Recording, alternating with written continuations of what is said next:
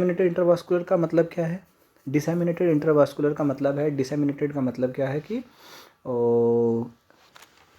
Distribute हो जाना। Intravascular मतलब वास्कुलर के मतलब वेसल्स के अंदर, कोगुलेशन मतलब आपका क्लॉट। तो क्या होगा कि एक क्लॉट का पूरे वास्कुलर में, वेसल सिस्टम में मतलब एक तरह से क्या होना, फैल जाना। ठीक है, तो ये क्या है, ये एक बहुत ही सीरियस और लाइफ थ्रेटनिंग कंडीशन है। इसमें क्या होता है कि जैसे सपोज दैट इंटरनली ब्लीडिंग होगी तो क्या होगा, ब्लड क्लॉटिंग होगी। तो ब्लड क्लॉटिंग होगी तो उसके लिए क्या, ब्लड क्लॉटिंग प्रोसेस होगा तो उसके लिए बॉडी के अंदर, तो उसमें क्या फैक्टर्स भी इस्तेमाल होंगे, प्लेटलेट्स भी यूज़ होंगी। तो क्या होता है कि जो ब्लड क्लॉट्स है वो आपकी ब्लड वेसल्स के अंदर क्या होता है, सर्कुलेट करने लग जाता है। ठीक है, फैलने लग जाता है ये डीआईसी के अंदर, जिसमें कि ये होता कि एक्सेसिव ब्लड ब्लीडिंग की वजह से। ठीक है, उसके बाद इसके कॉमन कोज है। अच्छा, common causes of DIC includes, अच्छा ये किस वजह से हो सकता है? फर्स्ट है sepsis. Sepsis wide spread infection leading to a systemic inflammatory response. अच्छा, ये ये सेप्सिस है, सेप्सिस की वजह से ये क्या होगा, जो है आपका डीआईसी हो सकता है। उसके अलावा ट्रॉमा, जैसे कि सीवियर इंजरी और बर्न्स, अगर कहीं जला है या कोई एक्सीडेंटली इंजरी हुई है तो भी क्या, इसकी वजह से भी क्या डीआईसी हो सकता है। कैंसर की वजह से हो सकता है, specially certain types of cancer, जैसे कि एक्यूट प्रोमाइलोसाइटिक ल्यूकेमिया। उसके अलावा ऑब्स्टेट्रिक कॉम्प्लिकेशंस हैं, जैसे कॉम्प्लिकेशंस ड्यूरिंग प्रेगनेंसी और child birth, such as placental abruption की वजह से भी ये हो सकता है। सीवियर ऑर्गन फेलियर, और जैसे कि लीवर और किडनी फेलियर के केस में ये डीआईसी हो सकता है। इसके अलावा कोई मेजर सर्जरी हुई है, कार्डियक सर्जरी या फिर वस्कुलर सर्जरी, किसी भी टाइप की सर्जरी हुई है तो भी क्या, और डीआईसी डिसेमिनेटेड इंट्रावास्कुलर कोगुलेशन हो सकता है। ओके, अच्छा इसके साइन एंड सिम्टम्स की बात कर लेते हैं। साइन एंड सिम्टम्स में क्या है कि डीआईसी के अंदर सिम्टम्स क्या होगा, इजी ब्रूजिंग। अच्छा, इसमें क्या होगा कि आपको आसानी से ही ब्लीडिंग स्टार्ट हो जाएगी, नोज ब्लीड हो जाएगी। अच्छा, पैटेची इसमें दिखते हैं, स्मॉल रेड और पर्पल कलर के स्पॉट्स दिखते हैं, और ये जैसे ये दिख रहे। ठीक है, और ब्लीडिंग फ्रॉम मल्टीपल साइट्स, और ब्लीडिंग होने लग जाएगी मल्टीपल साइट से। ऑर्गन डिसफंक्शन या फेलियर होना हो सकता है, और हेमोरेजिक शॉक हो सकता है, जो कि सीवियर केस में होगा। ठीक है, अच्छा चलिए अब हम बात करते हैं डायग्नोसिस ऑफ डीआईसी।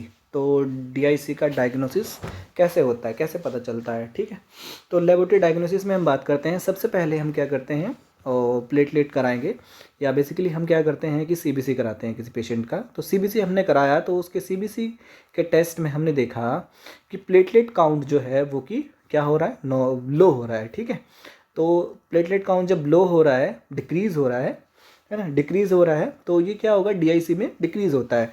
अब क्यों होता है? क्योंकि जब बॉडी के अंदर कोई माइक्रोक्लॉट हो रहा है, माइक्रोक्लॉट का फॉर्मेशन हो रहा है, तो उसमें क्या हो रहा है कि प्लेटलेट जो है वो कंज्यूम तो होंगी। प्लेटलेट क्लॉट बनाने के लिए प्लेटलेट की ज़रूरत है, तो प्लेटलेट कंज्यूम होगी, तो प्लेटलेट क्या होंगी, लो हो जाएंगी। ठीक है, उसके बाद हम बात करते हैं पीटीआईएनआर की, prothrombin time and international normalised ratio. तो ये भी क्या है, प्रोलॉन्ग्ड, मतलब ये क्या होगा, ये भी इंक्रीज हो जाएगा। तो कि इसमें क्या है कि जो आपका प्रोथ्रोम्बिन टाइम है, ये क्या है, ये भी जब हम प्रोथ्रोम्बिन टाइम को करते हैं तो वैसे नॉर्मल रेंज कितनी होती है, 10 से 15 सेकंड। तो इसमें क्या होगा, क्लॉटिंग फैक्टर्स जो हैं वो कि ज़्यादा यूज़ हो रहे हैं आपके किसमें, इंट्रावास्कुलर कोगुलेशंस की वजह से। तो क्या होगा, आपका जो प्रोथ्रोम्बिन टाइम है उसका भी जो वैल्यू है वो इंक्रीज़ हो जाएगी। उसके अलावा फिर अगला नेक्स्ट टेस्ट होगा फिब्रिनोजन, फिब्रिनोजन लेवल। अच्छा, फिब्रिनोजन लेवल जो है ये क्या होगा, इसमें लो होगा। ठीक है, इसमें जो इसका लेवल है वो डिक्रीज़ होगा। Fibrinogen level is clotting factor, मतलब जो आपका फिब्रिनोजन है वो एक क्लॉटिंग फैक्टर है। अच्छा, ये क्या है, डीआईसी के अंदर क्या होगा, लो होगा, क्योंकि इसका भी कंजप्शन होगा, है ना। तो इसका कंजप्शन होगा किस में, और इसका कंजप्शन होगा फिब्रिन क्लॉट जो है, फिब्रिन में फिब्रिनोजन फिब्रिन में कन्वर्ट होता है, तो एक क्लॉट है, तो इसका भी कंजप्शन होने की वजह से ये क्या होता है, डिक्रीज हो जाता है। ठीक है, नेक्स्ट है आपका डी डाइमर। तो डी डाइमर क्या है कि जैसे जब आपका क्लॉट बनता है, मतलब एक प्रोसेस चलता है बॉडी के अंदर, तो क्लॉट बनने के बाद इसके बाद क्या होता है, फिब्रोलाइटिक प्रोसेस होता है। तो फिब्रोलाइटिक प्रोसेस के अंदर क्या होता है, आपका जो क्लॉट है वो क्या होता है, डिग्रेड होता है, ब्रेक डाउन होता है उस क्लॉट का। तो जब उसका ब्रेक डाउन होता है तो उसमें जो प्रोटीन्स इस्तेमाल होते हैं, एक तो प्लाज्मिन है, सबसे पहले क्या करता है, फिब्रोलाइसिस प्रोसेस को एक्टिवेट कौन करता है, प्लाज्मिन तोड़ना शुरू करता है, प्लाज्मिनोजन से प्लाज्मिन बनता है। ठीक है, वो तोड़ना शुरू कर देता है किसको, ब्लड क्लॉट्स को। फिर क्या होगा, इसी के साथ साथ में एक प्रोटीन और होता है डी डाइमर, ये प्रोटीन भी उसको ब्रेक डाउन, क्लॉट को ब्रेक डाउन करता है उसका। ठीक है, तो क्या होगा, ये इसमें डीआईसी के अंदर, क्योंकि ये क्या होगा, बढ़ जाएगा। इससे क्या है कि जितना बड़ा क्लॉट होगा उतना ज़्यादा आपका डी डाइमर का जो वैल्यू है बढ़ जाएगी। ठीक है, अगला क्या है, peripheral blood smear, GBP, general blood picture, या फिर पीबीएस जिसको बोलते हैं। अच्छा, जनरल ब्लड पिक्चर्स में जब हम स्मीयर बनाते हैं, स्मीयर बनाने के बाद हम माइक्रोस्कोपी करेंगे, तो माइक्रोस्कोपी में स्टेनिंग करेंगे, लिस्मन स्टेन करेंगे। तो स्टेनिंग करने के बाद जब हम स्टेन में देखते हैं, माइक्रोस्कोपी करते हैं, तो हमें सिस्टोसाइट्स दिखाई देते हैं, सिस्टोसाइट्स फ्रेगमेंट्स, सिस्टोसाइट्स दिखाई देते हैं, जिनको हम सिस्टोसाइट्स बोलते हैं।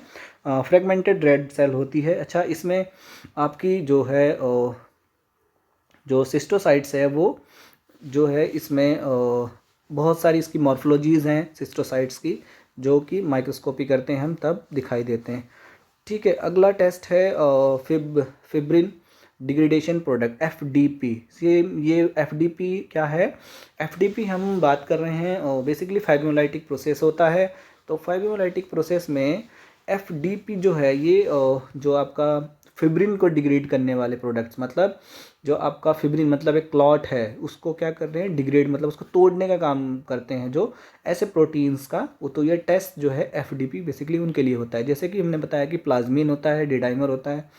ठीक है, तो FDP markers ongoing fibrinolysis and can be elevated in DIC. अच्छा, ये भी क्या होता है, एलिवेटेड हो जाते हैं, मतलब ये क्या होते हैं, बढ़ जाते हैं इसमें, क्योंकि आपका क्लॉट जो है वो क्लॉट बना हुआ है, तो उस क्लॉट को क्या करते हैं, डिग्रेड करने का काम करते हैं। इसीलिए डिग्रेड करने के लिए तो क्या होगा, डिग्रेडेशन प्रोडक्ट का बनना ज़्यादा है, ज़रूरी है, तो इसीलिए क्या होता है, ये इंक्रीज़ हो जाते हैं।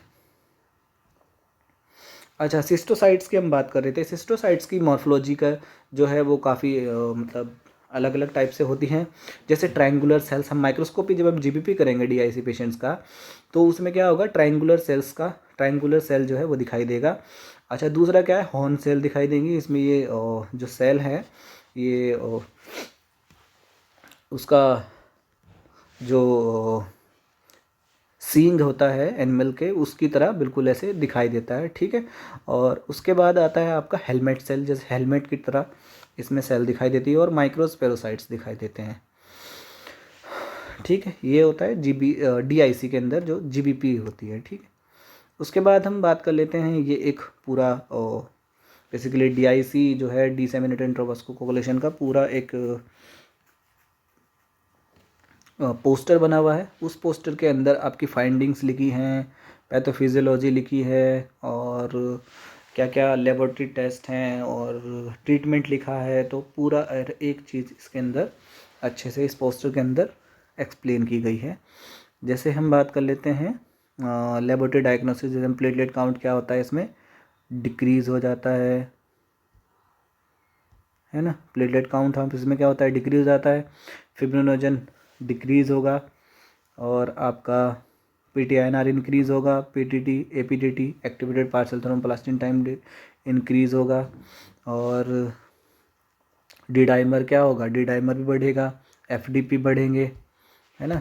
यहाँ हम बात कर रहे थे ना, एफडीपी बढ़ेंगे। तो फाइब्रिन डिग्रेडेशन प्रोडक्ट भी क्या होगा, वो भी इंक्रीज़ होगा। सिस्टोसाइट्स दिखाई देंगे पेरिफेरल्स में, हेलमेट सेल दिखाई देगी, हॉर्न सेल दिखाई देगी।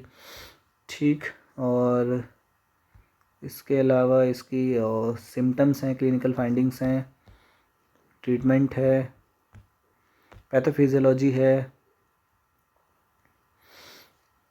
अच्छा, ये वैसे ही सेम टू सेम है। प्रोलॉन्ग्ड एक्सपोजर, जैसे कि क्या होगा कि बॉडी में किसी तरह का कैंसर है, कुछ भी है, कोई क्लॉट जमा है, तो फिर क्या होता है, उसका कोगुलेशन होता है ना। किसी तरह का हमने बताया था, कोजेज बताए थे कि सेप्सिस हुआ या फिर कैंसर हुआ या फिर कोई इंजरी हुई, कोई ट्रॉमा इंजरी हुई है, तो उसकी वजह से क्या होगा, और फिर क्या होगा, कोगुलेशन होगा। कोगुलेशन के बाद फिर क्या होता है, फिब्रोलाइसिस प्रोसेस होता है। फिब्रोलाइसिस प्रोसेस होता है तो फिर क्या होता है, एंड ऑर्गन डैमेज। फिर ये क्या करता है, फिब्रोलाइसिस प्रोसेस में छोटा सा स्मॉल क्लॉट जो होगा आपका, वो पूरे इंट्रावस्कुलर, डिसेमिनेटेड इंट्रावस्कुलर कोगुलेशन, ठीक है।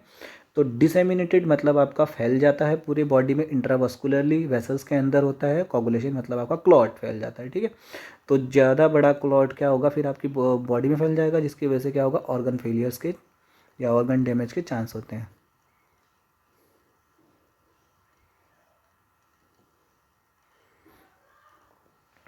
ओके, ये था डीआईसी के बारे में बात की थी हमने, तो okay, thank you so much.